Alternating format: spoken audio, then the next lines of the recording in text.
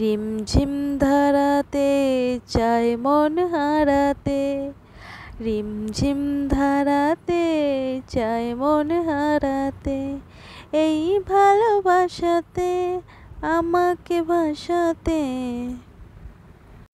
আমার একটু বর্ষা বর্ষা টাইপের একটু গান কেন মুখ দিয়ে, তাই তো আমি ভাবছি আজকে খিচুড়ি রান্না করব, তাই আমি একটু বর্ষা বর্ষা গান করছি।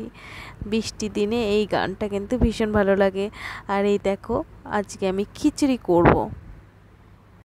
কয়েকদিন ধরেই একটা ভিডিওতে দেখছিলাম যে খিচুড়িটা ভীষণ ভালোভাবে রান্না করছে, কিন্তু আমার না অনেক দিন ধরে ইচ্ছে হচ্ছিল যে খিচুড়িটা ঠিক ওইভাবেই রান্না করব, অনেকটা ঠাকুরের ভোগের মতন।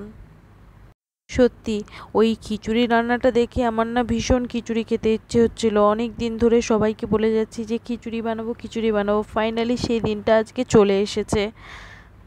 খিচুড়ি খেতে গেলেই তো একটু বৃষ্টি বৃষ্টি ভাব চাই, তাই না? কারণ গরমের সময় খিচুড়ি খাওয়া অসম্ভব ব্যাপার হয়ে ওঠে, আর বৃষ্টির দিনে খিচুড়ি খাওয়ার মজাটাই একদমই আলাদা হয়। তাই তো ভেবে নিলাম যে আজকে আমি জমিয়ে খিচুড়ি রান্না করব। আর দেখো, আমি সব সবজিগুলো ভেজে ভালো করে কষিয়ে নিয়ে মশলা দিয়ে আজকে আমি খিচুড়ি রান্না করছি। সব সময় একদম নর্মাল খিচুড়ি রান্না করি, যেমন হালকা একটু জিরে ফোড়ন দিয়ে শুকনো লঙ্কা দিয়ে এইভাবে রান্না করি। কোনো দিন কিন্তু চটপটা টাইপের খিচুড়ি করি না, কারণ আমাদের ঘরে কেউ তেল মশলা অত খেতে পছন্দ করে না, আর তাই আমিও এইভাবে রান্না করি না। আর তাই আজকে ভাবলাম যে অনেক দিন ধরে তো সেই ভিডিওটা দেখেছি আর ভীষণ খেতে ইচ্ছে হচ্ছিল ঠিক ওইভাবে খিচুড়ি। তাই আমি শাশুড়ি মাকে বললাম যে মামনি, আজকে আমি এইভাবে খিচুড়ি রান্না করব। শাশুড়ি মাও বলল যে ঠিক আছে, রান্না করো তোমার যেভাবে ইচ্ছে। আর আমিও লেগে পড়লাম কাজে। দেরি না করেই আমি ঝটপট ডালটা ভালো করে সেদ্ধ করে নিচ্ছি।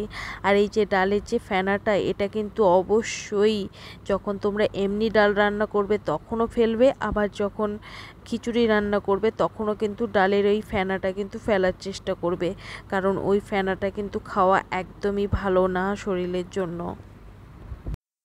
আর আমি দেখো এদিকে চটপটভাবে একদম ভালো করে কষিয়ে নিচ্ছি তরকারিটা।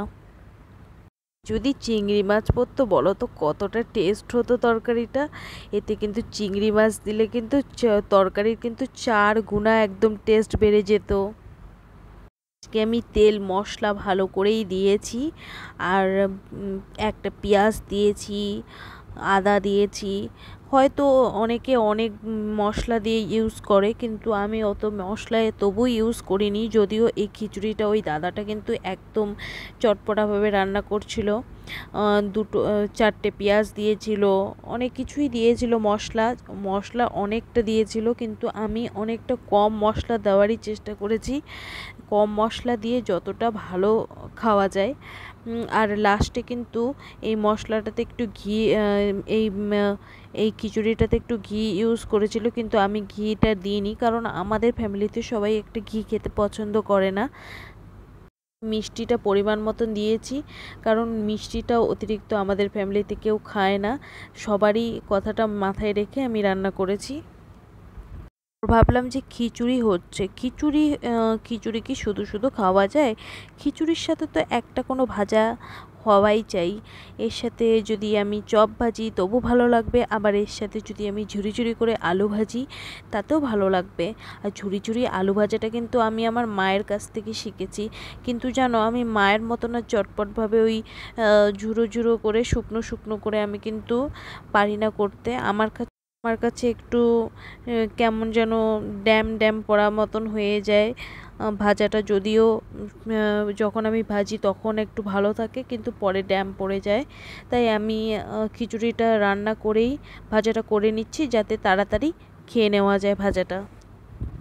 কারণ আলু ভাজি যদি একটু কুরকুরে টাইপের ভাব থাকে তাহলে কিন্তু খেতে কিন্তু মজাটাই আলাদা লাগে, একটা পাঁপড়ের স্বাদ মতো পাওয়া যায়।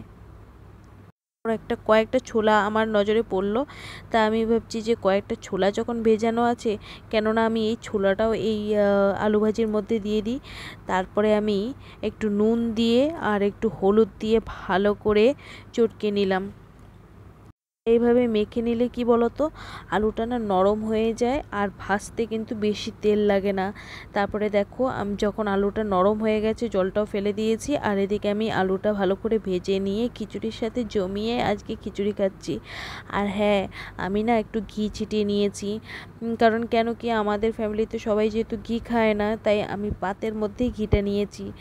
আর সত্যি খেতে কিন্তু ভীষণ টেস্টি হয়েছে।